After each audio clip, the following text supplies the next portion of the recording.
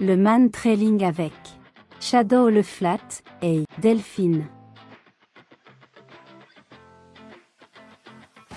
Donc je voulais faire petite explication du petit parcours que j'ai fait avec Shadow en nocturne au niveau du main training, donc c'est du pistage. Hein.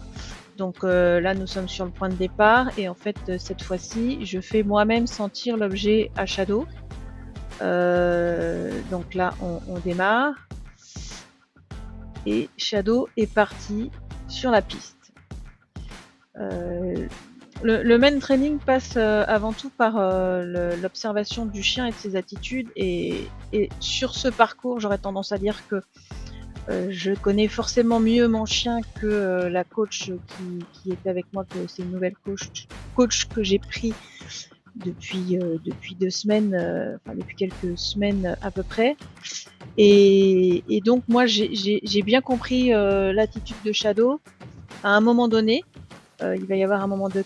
Donc là, c'est ce qu'on appelle un négatif, hein, c'est-à-dire qu'il est allé voir sur un autre chemin si l'odeur était présente et en fait, il a fait demi-tour parce qu'il n'a pas senti l'odeur. Donc il est toujours sur l'odeur de la victime qui est allée se cacher quelque part, où j'ignore l'endroit. Et donc là, il sniffe un petit peu partout pour vérifier si l'odeur est bien là. Et tout d'un coup, il a une attitude très bizarre parce que en fait, il veut traverser. Moi je suis surprise parce que j'aime pas trop traverser les routes comme ça, mais là c'est clairement, il a la queue qui bat, il regarde bien en face et il veut traverser. Donc je le laisse faire et il saute directement sur le muret. Et là je regarde la coach parce que je me dis, il saute sur le muret, c'est quand même bizarre. La coach me dit, il doit y avoir une bête plus loin, mais vous constatez qu'en fait Shadow, il a la queue qui remue vraiment très fort. Et quand Shadow a un peu peur de quelque chose, généralement il se fige. Là, pas du tout. Et il reste sur sa lancée en regardant toujours le même point, tout en ayant la queue qui bat très très fort. Et ça, c'est vraiment un signe qu'il est content. Et donc quand il est content, c'est que normalement la piste est bonne. Donc moi là, je traverse sur le muret comme lui, alors qu'effectivement il y avait un petit passage, mais lui il a pris un chemin très très court. Et donc on continue la piste, on continue. Et en fait, vous allez voir que la victime, elle est pas loin du tout. Elle est même très très proche. On arrive, voilà, la victime est là. Et en fait, à ce moment-là, je suis convaincue qu'au moment où Shadow a traversé, au moment où il a déjà sauté le muret et au moment où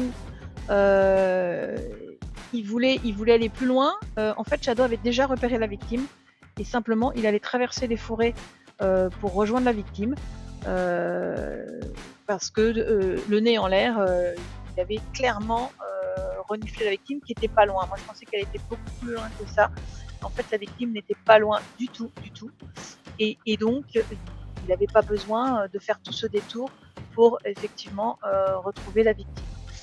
Donc voilà, je voulais juste vous faire cette petite explication de texte sur ce petit parcours très très court de main training nocturne, mais en fait les victimes n'ont pas forcément très envie d'aller se cacher dans les sous-bois très loin. Donc c'est pour ça que c'était court, mais c'était assez instructif de voir Shadow qui avait senti, pour moi il avait senti la victime avant même d'avoir traversé la rue. Pour vous dire à quel point les chiens ont un flair surdimensionné et parfois on a du mal à interpréter leurs attitudes, alors que là, pour moi, clairement, il avait déjà repéré la victime depuis très longtemps. Voilà!